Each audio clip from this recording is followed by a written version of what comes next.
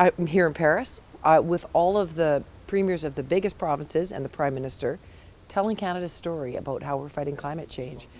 And that story is really about the provinces and what we've all done over the last decade. And we in BC have one of the best stories to tell. I would say about just about anywhere in the world. We've had for 8 years a revenue neutral carbon tax that has taken in $6 billion as a tax on pollution and delivered $7 billion in tax cuts to citizens. And that's meant that our economy has grown faster than the national average. Our fossil fuel use has dropped.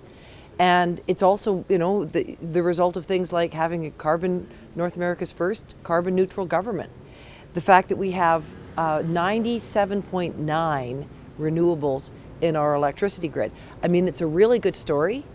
And here in Paris, one of the things we're talking about is what's the next step.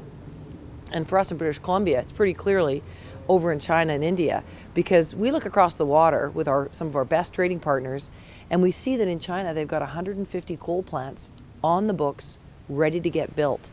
We in British Columbia can help them stop those coal plants, and that's by exporting our clean natural gas to Asia. I think it's a real opportunity for all of us, and it helps us, I think, hammer home our reputation, which is hard-earned and I think well-deserved, as a climate leader in the world.